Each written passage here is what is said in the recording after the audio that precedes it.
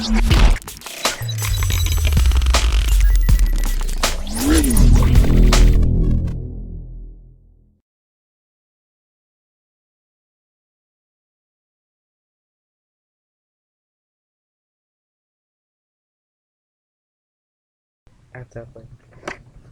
First off, I'm going to be talking about the Western Front.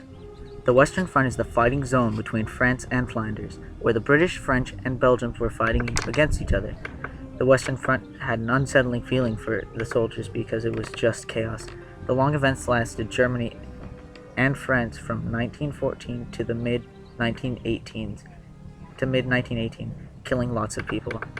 Trench warfare was often used in the time. Trench warfare was when soldiers lived in bunkers scattered across the battlefield, called no man's land. This savage type of war came to the area. Later, in 1915, Russia came to aid France. Germany drew attention to both countries as it later noticed it was a bad idea. The plan was to attack France from the east and not worry about Russia to the rear. The idea was later known as the Schlieffen Plan.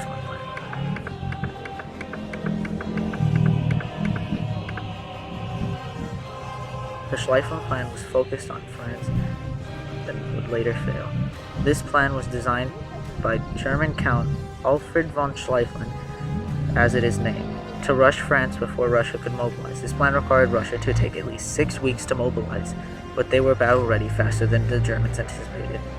It is unclear what led to Russia's withdrawal, with so many soldiers and such a low death count.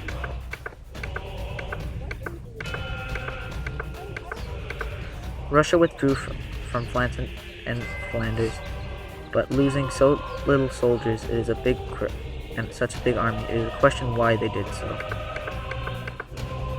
Russia found that they needed to withdraw because they were badly prepared in terms of how they were going to attack.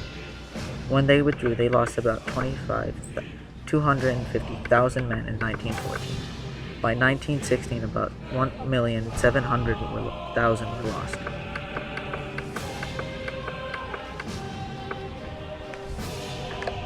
Following up from Russia's withdrawal comes the signing of the armistice, which shows at the 11th hour of the 11th day of the 11th month. Germany signed a peace treaty with the Allied forces, and on this day is forever known as Remembrance Day. With the armistice being signed meant quote, a cessation of hostilities as the prelude to peace negotiations, end quote. The armistice is another way as of the agreement between the Germans and the Allies that marked the end of World War I on November 11, 1918. This treaty also made it where the Ottoman Empire is now known as Turkey and Austria-Hungary are now separate countries known as Austria and Hungary. This also made it where empires were no more and the colonies were broken up. The Treaty of Versailles was also followed by the armistice, but breaking up those mentioned, giving, quote, directed peace feelers towards the U.S. government led by President Wilson. Germany was forced to keep the peace among Wilson's famous 14 points. This concludes our video documentary about World War I. Hope you enjoyed our presentation. Make sure to smash that like button. Bye! Why do you say it so loud? It was 1914 and things weren't looking good for Germany. Noticing that Russia was behind when it came to mobility, Germany stuck a plan to France. If they could take them out quickly enough, they would have enough time to regroup before Russia could attack. But Germany underestimated Russia's military abilities and paid great food for it. With Russia's withdrawal came the America's official involvement. Up until this point, America have only supported the Allies from a distance. Now they were all in. America now sent troops to Europe in 1917. The U.S. declared war on Germany because they were campaigning around the UK. It was only another year before the war could finally end. The end. The armistice was a treaty that forced the Germans to not only stop all fighting and give up land, it made them pay for damages and war expenses. This put Germany in a lot of debt. prices rose exponentially in all markets. The common of Germany could pay for a simple meal due to its ridiculous prices. Overall, World War I was an unproductive war.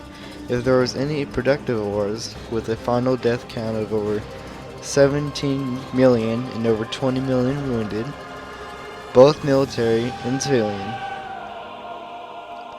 The war brought out the very best in military advancements and tactics.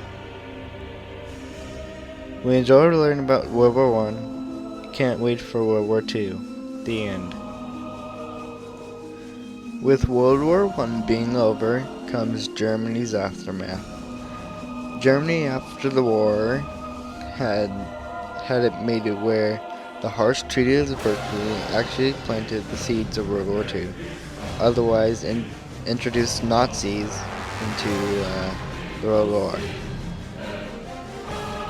Germany meant to force the country to bear the financial burden of the war, although Germany ended up paying only a small percentage of what the damage has done to many countries. And this, in the end, a Nazi Party was created and were able to exploit this humiliation and resentment and was able to take political control of the country in the decades following. More about the treaties of Versailles is that the treaty declared that Germany was to entirely humiliated into or blame for the war was that a blended truth of humiliated at the German people. Furthermore, the treaty imposed deep war reparations payments on Germany, meant to force the country to bear the financial burden of the war, as I just said. And this concludes our video documentary. It's going to be, the end.